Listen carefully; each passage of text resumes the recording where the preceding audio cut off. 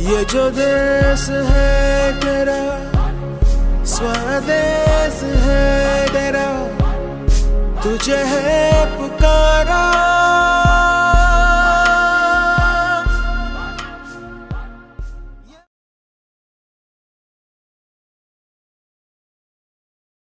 So globalscholar.com is an online learning community. Our goal is to empower the world to learn, and we have three segments of revenue streams.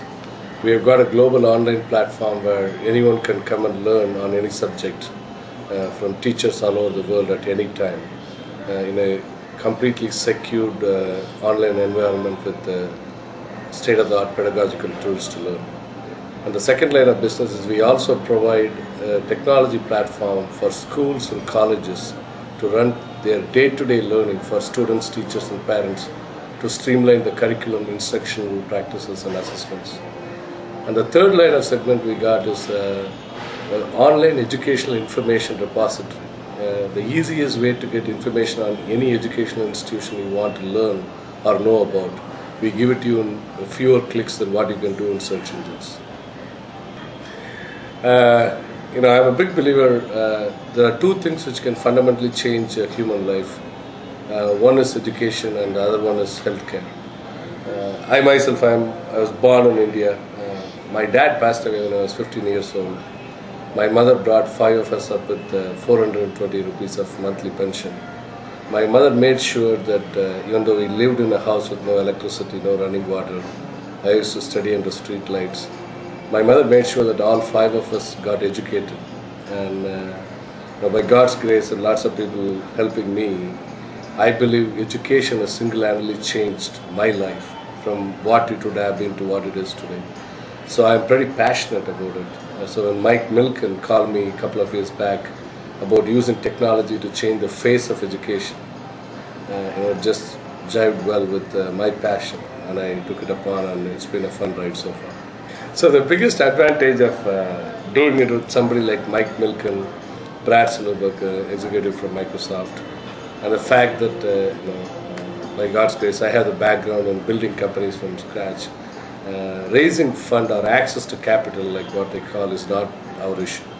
So we have raised more than $42.5 million in less than 8 months. We have acquired 3 companies.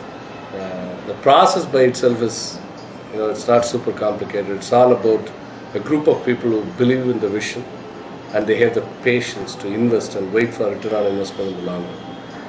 So we didn't have to go through any special process like I had gone through before in other companies. Life is all about solving problems. So if you're an entrepreneur trying to raise money, the easiest thing when you get an idea, interesting idea which you are passionate about, you can very easily get sucked into as if it is the most important thing in the world. So the most important question as an entrepreneur you should ask is it truly solving a customer problem? Is it an area where you are really going to solve the customer problem in a way which has never been done before? And you cannot get carried away with your passion on the idea, or you cannot get carried away with the coolness of the technology or the process, because everything is a means to an end, and the end is about solving a genuine customer problem in a way which nobody has done before, and customers are willing to pay you money to solve the problem. So you need to come up with an idea which will kind of fit into that, and you have to do it in probably a cold, ruthless fashion before you can start asking money from others. So the company we acquired in Colorado is called Excelsior Software. They have been in the education business for 20 years. So they have been providing online attendance and assessment system. And they are the state-of-the-art web-based assessment engine in the entire country of the United States. They have more than 4 million students using their system every day. They've got more than 300,000 teachers using the system to assess the kids and share the information with the parents and the students and the administrators on a daily basis. And part of the vertical we are building, the second vertical I told you about, which is to help the schools and colleges to run their day-to-day education and keep everybody in the ecosystem involved on what's going on, requires assessment. So we had a choice of build versus buy. And the fact that this company is the number one, and the fact that this company is filled with people who are tech savvy, And the fact that they got the educational legacy which we don't have, it just made lots of sense to merge with them. So we just merged with them. They are a great team. We have, in the last 2 months, we have completely integrated both the products. So now we got one product which gives the end-to-end functionality, which we never had, neither did they have in 3 months back. Education is a huge opportunity. So if we take any one country, pick a country, favorite country you want.